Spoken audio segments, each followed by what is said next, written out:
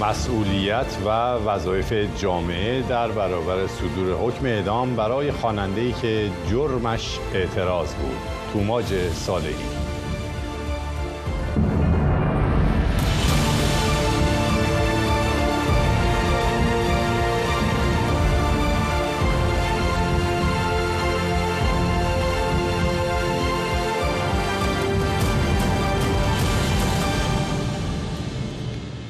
به رغم اینکه دیوان عالی کشور رأی اولیه دادگاه انقلاب اصفهان برای حبس توماج صالحی، رپر معترضی که در اوج جنبش مهسا دستگیر شد رو نقض کرده بود، دادگاه بدوی در اتفاقی کم سابقه نه تنها حکم او را کاهش نداد، بلکه براش شدیدترین حکم ممکن، یعنی ستاندن جانش رو صادر کرد. اتفاقی شبیه به این البته در کارنامه جمهوری اسلامی به وفور دیده میشه، اما اجرای احکام اعدام بی اساس در سالهای اخیر و به ویژه پس از خیزش مردم در آبان 98 اوج گرفت و در طول خیزش زن زندگی آزادی به نهایت رسید و چندین زندانی سیاسی با اتهاماتی که اثبات نشدند حکم اعدام گرفتند که موجب واکنش کشورها و نهادهای حقوق بشری جهان شده. پرسش اینه که جامعه و عموم مردم ایران برای توقف حکم اعدام توماج صالحی و دیگر زندانیان سیاسی که همچین احکامی گرفتند چه ابزارهایی مردم در اختیار دارند برای مقابله و اعتراض به این حکم؟ چه باید کرد؟ به زبون ساده تر چه باید کرد؟ از طریق این دو شماره که خدمتتون عرض میکنم یک تماس کوتاه بگیرید تا ما بعد از دریافت شماره‌تون باتون تماس بگیریم، بیاید در برنامه زنده حاضر بشید و دیدگاه نظر خودتون رو مطرح کنید. شماره اول 201 312 248 0271، شماره دوم 201 312 248 1964. در این پنجشنبه شب همراه بشید با یکی دیگر از برنامه‌های تریبون آزاد روی خط.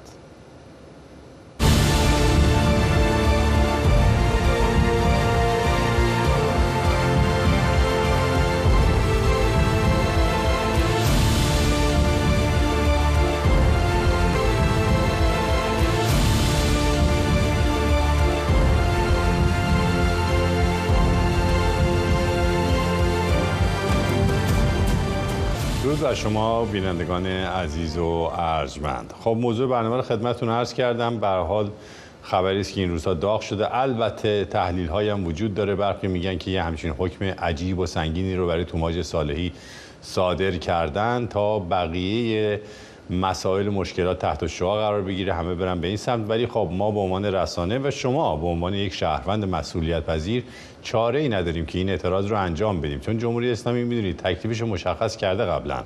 جایی که همه میگفتن نه بابا بعید امکان نداره، به راحتی اعدام کرده. روح الله زم یکی از این کسانی بود که حرف و حدیث در موردش زیاد بود، میگفتن این از خودشون امکان نداره و بلافاصله دیدیم که در مدت زمان کوتاهی از دادگاه اعدامش کردن.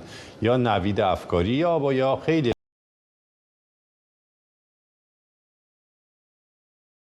کسایی بودن که روز اول همه امید داشتن که شاید برگرده و خبری نباشه و دیدیم که خبری بود و شد.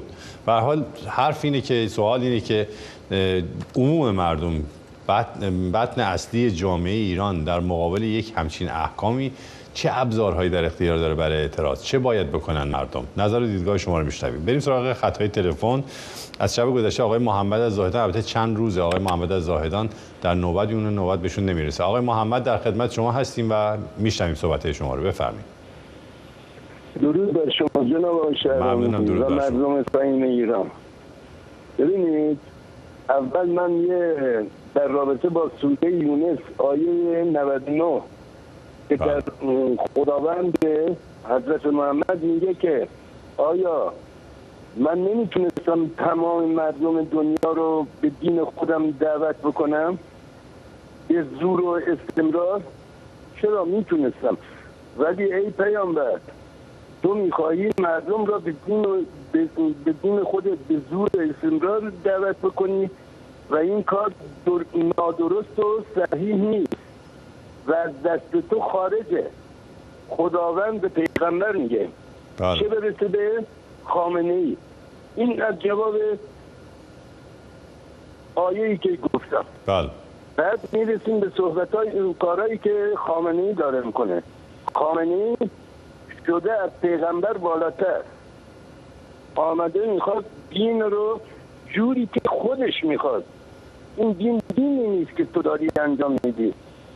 این دینی که تو داری بله به اجبار و به زور باید فاتحه‌شو بخونی. نصف مردم ایران که دیندار بودن، مسلمان بودن، برگشتن از دین تو. دینی که تو داری به اجبار میخوای زور بگی روسری. حتی من میخوام بدونم حضرت فاطمه چادر سر میکرده که این آقا میخواد چادر سر زنا بکنه؟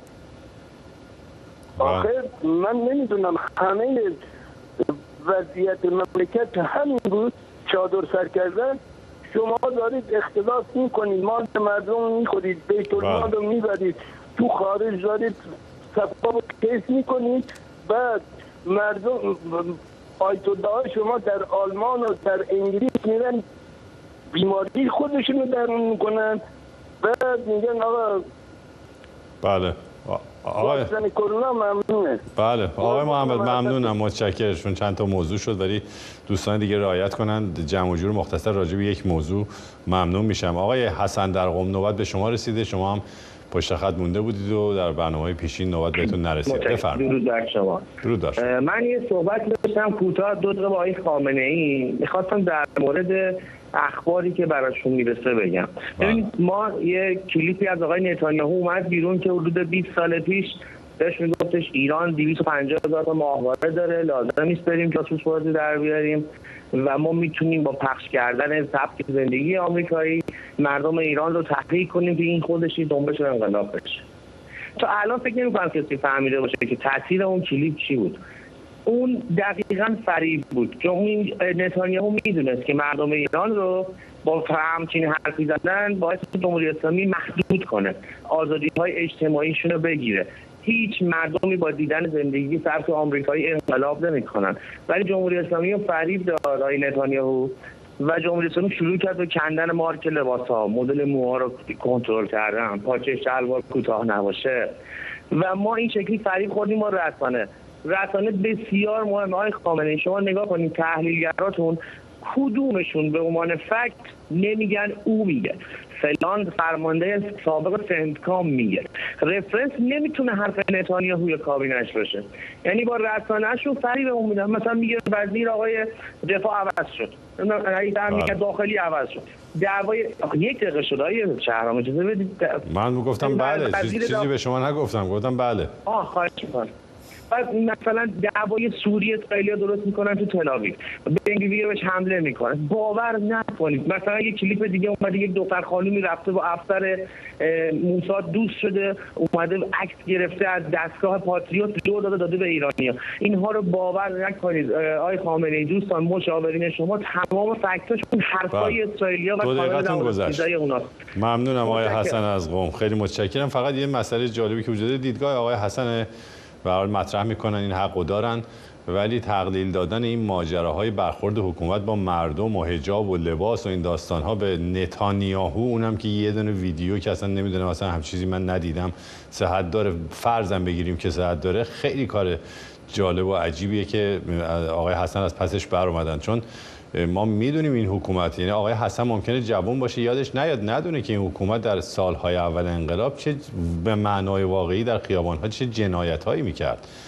اینا که میگید شوخی، اینا شوخی نیست، پونز میزدن تو سر مردم، با کاتر دست و صورت زن و مرد رو که آستین کوتاه پوشیدن یه موهاشون بیرون بوده زخمی میکردن، به شدیدترین روش‌های ممکن طرف رو تحقیر می‌کردن. اینا از روز اول جمهوری اسلامی بوده و ربطی به نتانیاهو و امثال هم نداره. بریم سراغ نفر بعد که اجازه بدید که جناب ملازاده در تهران هستن. آقای ملازاده در خدمت شما این و منتظریم تا صحبت‌های شما رو بشنویم. بفرمایید. با سلام خدمت شما. سلام بر شما. این حکومت تکلیفش مشخصه، هر کی با اینا کار بکنه یه روزی طرفو به نوعی از بین میبرن، بسیشون فرقی نمیکنه یارو مسلمان باشه نباشه، سرایه در صحبت های اینا بکنه نکنه. الان شما نگاه کن، اینا به صورت رمزی هم دیگه رو با خبر میکنن، اونایی که نقشا و اعدام و اینا رو با هم میکشن. خانوما تو اتوبوس‌های بیارتی، الان تو همه اتوبوس‌ها جلو بودن، الان یه هفته است که خانوما رفتن عقب اتوبوس، آقایون اومدن جلو. بعد این اعداما الان شما لاستیک بارز پیدا نمی‌کنی سهمی اینترنتی ثبت نام بکنن. هر چی ثبت نام بکنی کبیر از راضی بهت میدن. راضی معنی چیزی که هر برای سرتون آوردیم راضی هستیم که این لاستیکو گرفتیم اینا. بعد کدوم این کارخونه این داره این لاستیکو میزنه مشخص نیست. اینا تمام اهدافشون به نوعی مردم، یعنی از این که مردم از سر کار مردم به یه نوعی از بین ببرن، کسی که بهشون خدمت بکنه، کسی که بهشون خدمت نکنه. بله. بعد اینا عمده هدفشون اینه که این مملکت به نوعی جادو بکنن ببرن و کسی از ماهیت اینا مشخص نشه کیان. خمینی یه هندوزاده بود، آرمیستیکای هندوستان رو گذاشت که پرچم این مملکت مردم کلاً یک کاره با این یک کلمه کرد مشرک. بله ممنونم جناب والازاده، متشکرم. چون بازم ببینید دوستان یه موضوع لطفاً انقدر حاشیه نرید، از این ور به اون ور نپرید. نمیشه در 1 دقیقه و نیم چند تا موضوع رو مطرح کرد. یک دوم که خواهش میکنم عزیزانی که شرکت میکنن به دلیل اهمیت موضوع در مورد احکام اعدام صحبت بکنید. میدونم که تریبون آزاد هستیم ولی الان چندین نفر در آستانه اعدامن. عباس دریس، مجاهد کورکور، رضا رسایی، حالا توماج صالحی هم که بهشون اضافه شده، چندین نفر بچه‌های اکباتان، میلاد آرمون و خیلی از اینایی که در واقع احتمال صدور حکم اعدام براشون هست. چه باید کرد؟ از چه ابزارهای مردم در اختیار دارن؟ در این مورد هم لطفاً صحبت کنید. آقای سیامک در شیراز نفر بعد هستن. آقای سیامک در خدمت شماییم و منتظریم. بفرمایید. درود خدمت آقای بهرانی هستم. ممنونم. درود. من میخوام آقای بهرانی شما رو بینندگان با دقت صحبت‌های منو گوش بکنید.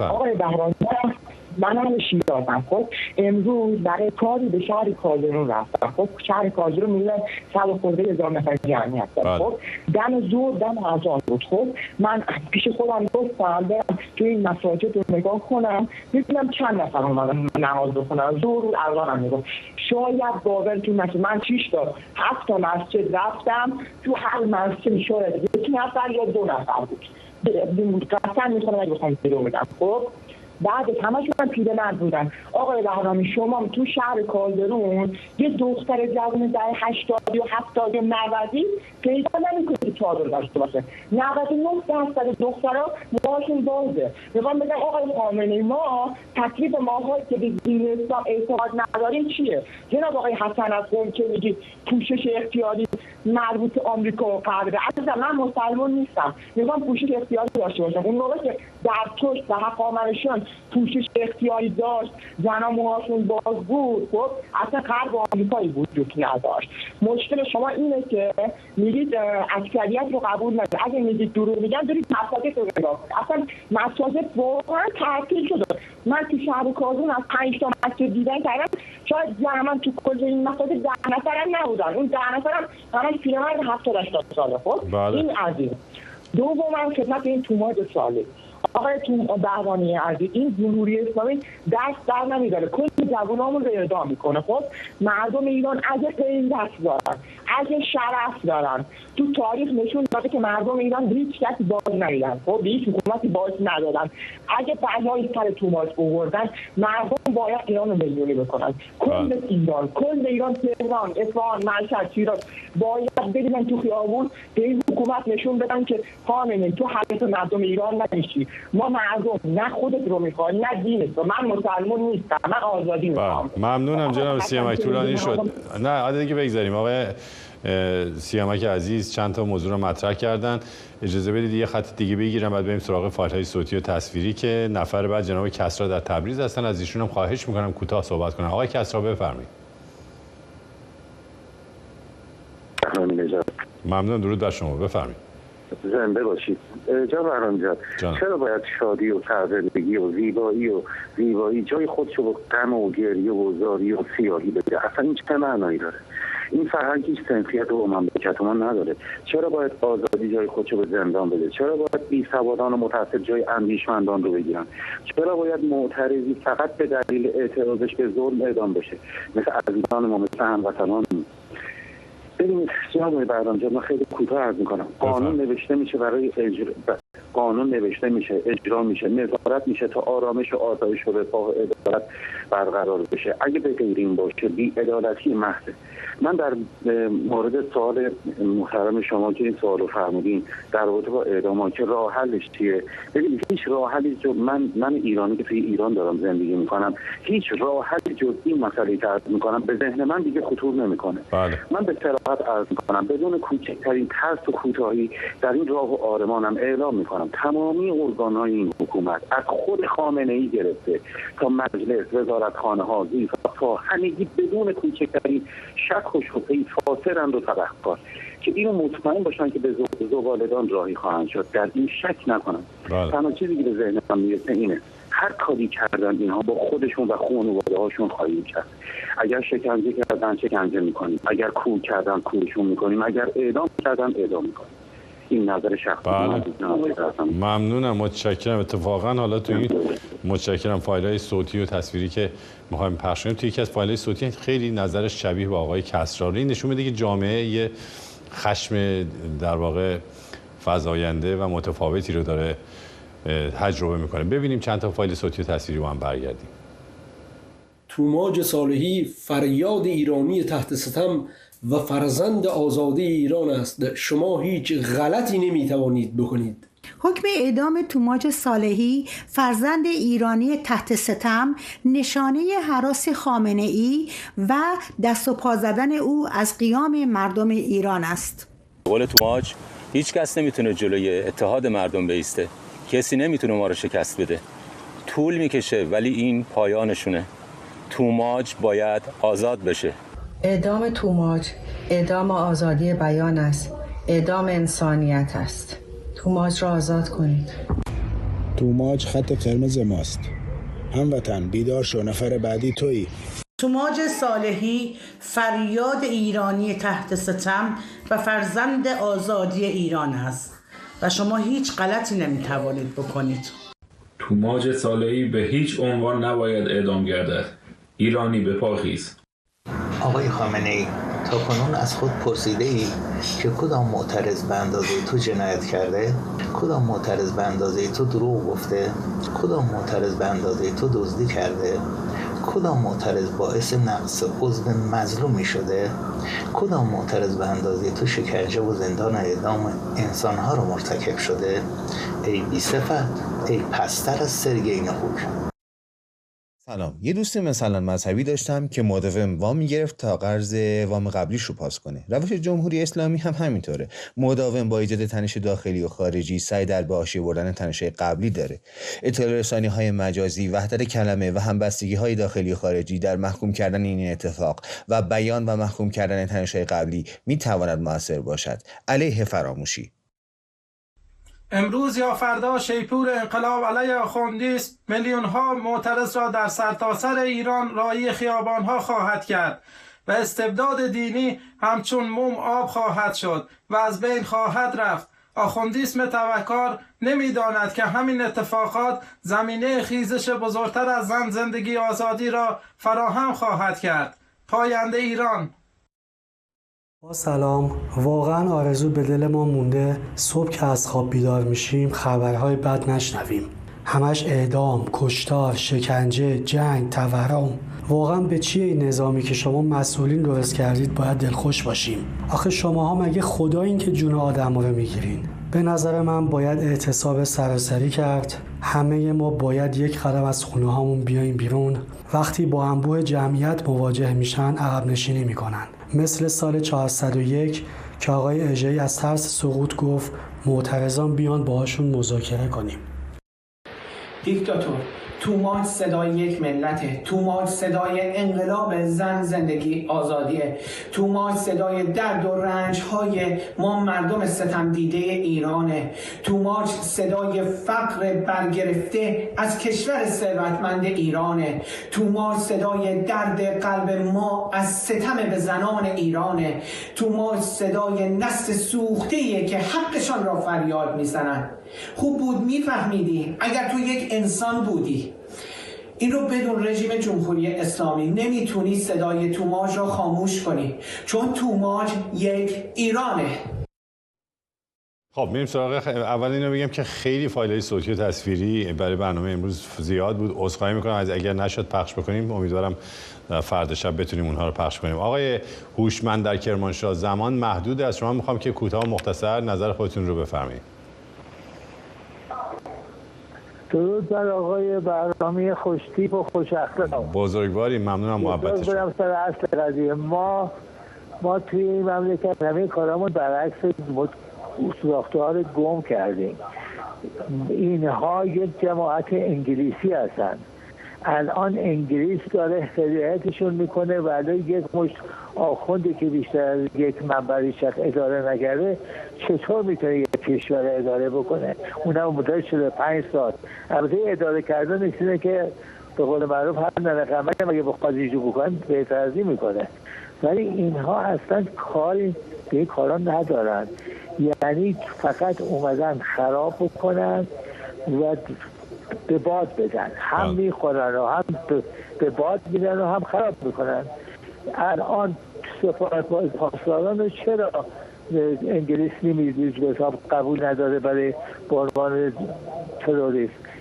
اون چرا؟ چون کانادا و استرالیا و بعضی دیگه از کامنولث ها اینا با ایشون همدست هست. انگلیس که نیامد جلو اونا هم نمیاد جلو، در نتیجه رأی نمیاره و تا الان هم همیشه تو هر کاری، یعنی اینا اصلا خود خمینی رو اینا آوردن رو کار. این آقای چیزم که تازه که پادشاهی نکرده، فرماندهی هم نکرده، همینه که ما دیگه امثال خودش از این لومپنا رو جمع میکرده، میان میدوزدن و میچاپن و میزن جیب خودشون بچه‌هاشون نمیسن خارج بگردن وقتشون وقتم کمه. ممنونم جناب هوشمند که شما اومدید و نظرتون رو گفتید. بریم سراغ نفر بعد که در شهر قدس آقای مجید هستن. آقای مجید عزیز بفرمایید، کوتاه باشه لطفاً. سلام علیکم آقای برنامه. سلام بر شما. بخیر. شب بخیر عزیز. شب ما از آزادی خواهم بخیر. آقای برنامه، الان چند وقته شما این برنامه رو دارید پخش میکنید، نگاه بکنید به آمارتون مشخصه چقدر مخالف این رژیم هستن. احتیاج به کتمان هم نیستش. چیزی که عیان چه واقعی چیزی که عیان چه راجع به بیان هست. این چیزی که واقعیتیه. اعدام بقول معروف تنها راهش نیست. اعدام جوان ها همینطوری شکر خدا جمعیت ایران داره خود به خود داره کم میشه. حالا تو شما میاد جوانای سالم هم برمی‌دارید یکی میکشید که مثلا چی رو ثابت کنین؟ آقایون قاضی، آقایون رأس کاری که دستتون تو اعدام ها هستش، تو خون های این جوان ها هستش، آیا میدونستید اون مثال در مسئله قدیمی ایرانی که این شطور در خونه همتون میخوابه یه روزی که میایید جوون مردم علکی بنده یکی اعدام میکنید که چی رو ثابت کنید؟ فکر نمیکنید یه روزی در خونه خودتون هم داره میزنن اینا؟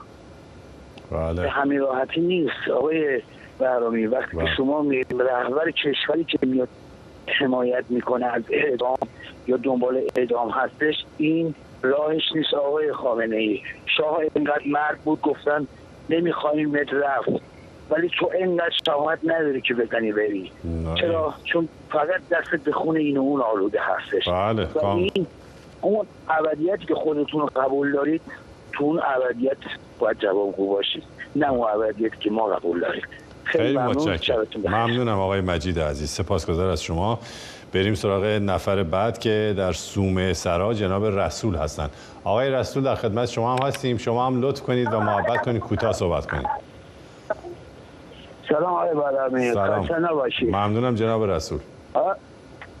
برای من فقط یک پیشنهادی دارم برای قوه قضاییه از آقای محسن ایجه‌ای. بفرمایید. آقای محسن ایجه‌ای، خواهشه این جوونه مثل بچه‌های خودمونه، بچه‌های ایرانه، بچه‌های این سرزمینه، خواهشه بگیم که این اعدام لغو کنن. این اعدام باعث میشه که همه روی جوانان ایران رو از دست بدیم. خواهش میکنم از شما، از محسن ایجه‌ای، بله، که این اعدام لغو کنن. تشکر. ممنونم، متشکر. کاش میشد آقای رسول عزیز با خواهش کردن از اینها دست از این جنایت بردارن، ولی جنایت دیگه جزئی از ساختار حکومت جمهوری اسلامی شده و جدایی پذیر نیست. آقای ایجه‌ای و خامنه‌ای و امثال هم نصیحت پذیر نیستن، بلکه روز به روز بدتر. ولی ممنونم. آره، به عنوان یک حرکت اجتماعی باید این صحبت ها مطرح بشه. به لرستان میریم سراغ آقای کوروش. آقای کوروش در خدمت شما، این بفرمایید. با سلام و عرض ادب خدمت شما جناب بهرامی نژاد عزیز. بزرگوارید، ممنونم. من میخواستم این داستان توماج رو در 3 تا 4 تا بیت لوری قرائت کنم خدمتتون اگه اجازه بدیم. بفرمایید، در خدمتیم. خواهش من. برسید مردم به پیر و جبو، ایران سیشو بکید خورسو. برسید مردم یه جنگ جون از جوبی آزادی نهان نمونه. خودتو کل دانید سر جنگ ناریم، به کشت و کشتار همه بیزاریم. اما چی بکیم خاک هاز از خطر، خود ندیم دشمن جوبیر برادر. اگر یکی با این با دریا پاک ما، کی جورت میکرد به صد خاک ما. سپاسگزارم. خیلی متشکر. چه شعر زیبایی. متشکرم، ممنونم. بریم سراغ نفر بعد که باز هم در لرستان، آقای کسری. چه تصادف جالبی، 2 نفر پشت سر هم. آقای کسری در خدمت شما هستیم در لرستان، بفرمایید. درود بر شما آقای شهرام. ممنونم. درود بر شما عزیز. درود در اون نتانیاهوی عزیز، دستش درد نکنه. بگو جون خودت، بگو نسلی عربا کثافت دراره. البته از این حرفا نزنین آقای کسری. من خواهشی که از شما دارم، اعرابو جمع نبندید. نه، اگر نفرت پراکنی جمعی بکنین قطع میکنم، ولی ازم خواهش دارم میکنم نگید این کلمات. باشه دیگه نمیگم. لطف کن آقای شهرام. بله. این خمینی هر روزی که اومد، این ملعون، به غیر از اعدام، به غیر از کشتار، به غیر چیزی دیگه بلد نبود. بله. این خامنه‌ای کثافت هم خود جانشین همونه، این رئیس جمهور جنایتکارمون هم خود همونه. اینا به غیر از اینا چیزی بلد نیستن، به غیر از اعدام، به غیر از کشتن، به غیر از بله. اقتصاددانن. اینا فیلسوفن. اینا چی بلدن؟ حالا رفته پاکستان، کسی هم به استقبالش نیومده، اومده دکترای نمیدونم افتضاحش دادن. یه مطلب دیگه می‌خواستم خدمتتون بگم یادم رفت. ببخشید. نه اشکال نداره. حالا اون دکتر افتخاری هم که گفتید خیلی جالب، خوب اشاره کرد آقای کوروش، آقای کسری خوب اشاره کردن که دکتر افتخاری هم که آقای رئیسی گرفتی، یه دانشگاه دست دوم حالا غیر انتفاعی توی یکی از شهرهای غیر پایتخت اونجا معاون دانشگاه آمده بهش داده. آقا رئیس جمهوری این مملکت چجوری ایران انقدر خارا خفیف میکنید شما؟ بریم سراغ جناب جمشید در ایران. آقای جمشید 1 دقیقه در اختیار شماست، بفرمایید سریع. آقا من سلام شب بخیر آقا دهرمی. آقا دهرمی به نظر من اینو ایمیل کنن جمعی همه توی تهران، توی کل ایران ایمیل کنن به دفتر حقوق بشر، جلوی حکم اعدام با ایمیل به سازمان جهانی و حقوق بشر و سازمان ملل سعی کنن بگیرن. چون راه مسئله امیدش اینه که بیان ایمیل کنن، تلگرام کنن، واتساپ کنن به حقوق بشر، بگن این آدم به ناحق دیره اعدام چه توسط فدرال جلو، اینو مخابره کنن. این بهترین رو کم هزینه. حالا ممکنه رو خودم ولی خدا اینا رو لعنت کنه، اینا رو بعد با پهپاد کشته بشن. حالا قبل از این اتفاق جوانان به ایمیل بزنن چی میشه؟ این حقوق بشر مثلا سازمان ملل ایمیل بزنن. بله نه.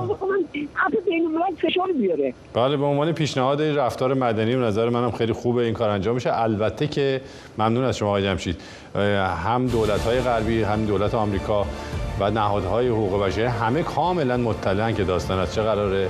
توماج صالحی و بقیه عزیزانی که در انتظار حکم هستن، اجرای حکم هستن، همشون از دم بلا استثناء با شواهد و اسناد بسیار متقن بیگناهند و بیگناهان قرار اعدام بشن. به امید روزهای روشن. بدرود.